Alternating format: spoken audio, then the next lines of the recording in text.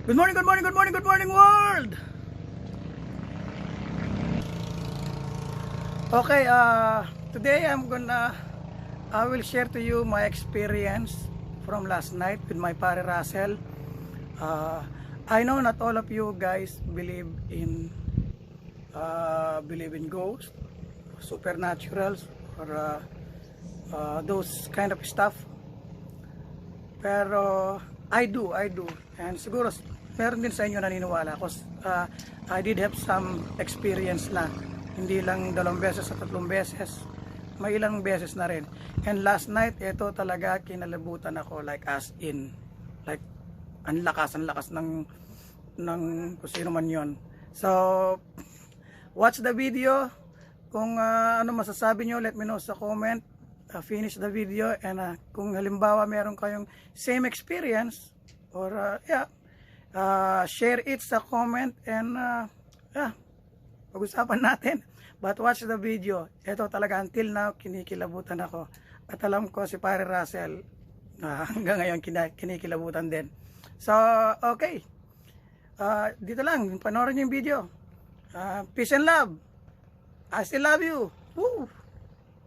Good morning, good morning, good morning world. Andito ako ngayon. Anong baryo to, pre? Santa Rita, Minalin. Andito ako sa isang fish farm ng friend natin. At merong ditong lumang bahay. Umakyat ako kaninang hapon kasi medyo na curious ako kasi matandang bahay. Umakyat ako. Alam ko ang itsura sa loob. Kasi hapon pa yun, malakas sa loob ko. Ngayon, tapos nagkukwentuhan sila ngayon, ng mga kaibigan namin, nagkukwentuhan kami. Merong nagpapakita dito, tapos, ngayon, yung mga posisyon ng upuan, nagkwento si anong pangalan mo, sir? Alvin, si Sir Alvin, siyang bantay rito. Yung experience niya,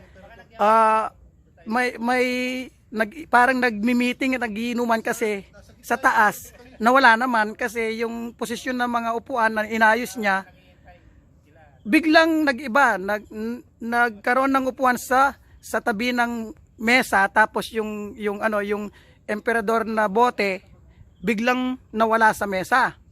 So di umakyat kami uli. Pag-akyat namin, guess what? Kanina mula hapon wala akong nakitang mesa doon, at saka yung bote ng emperador, tapos yung mga upuan nasa gilid lang ng dingding. Ngayon, umakyat siya, hindi, sabi nandun ng mesa. So umakyat kami. Ganito ang itsura. Ayan. Akyat tayo. Kinakabahan talaga ako. Like, oh my gosh.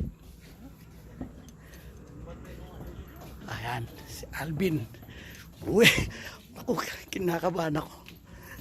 Eto, I swear, wala to, hindi ganyan yan. Lahat ng upuan dito sa gilid. Tapos dito tayo, sir. Wag mo akong iwan, dito tayo.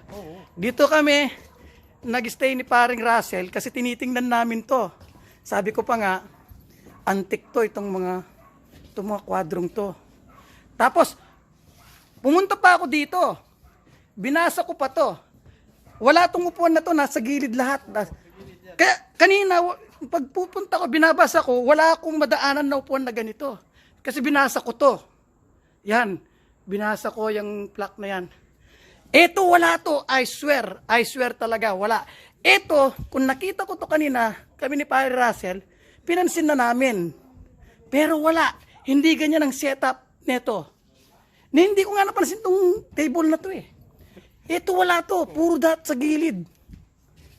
Nasa gilid lahat yan. Oy, thank you. Kung sino ka man, thank you. Ay, parang Alvin, totoo. Hindi ako. Dalawa kaming umakyat dito. Tsaka ako ilang beses. Shit. Wow. Grabe. Tsaka raw, marami raw silang nakikitang mga yung babae sa taas. Sa babae, nakadungaw sa bintana, naglalakad. Yan. Grabe. Kung yung mga kaibigan kong gustong mag-ghost hunting, sige, I challenge you. Eto, personal experience ko to. Kami ni Paring Russell. Ne, par? Totoo yan. Oh. Adwata mo. Napatakbo ako. Adwata mo. Elam makanta posisyon rin. Ganun posisyon yung upuan. Promise, pre, promise.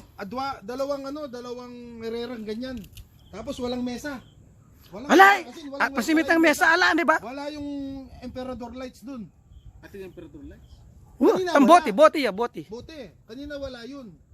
Ngayon umakyat si Alvin. Sabi niya nga, Sabi nagkwento. niya, yun pa rin yung posisyon. Pumanik ako. Nakita ko, iba na yung posisyon. Ganyan na yung posisyon. Tapos ako umakyat din ako. Putya.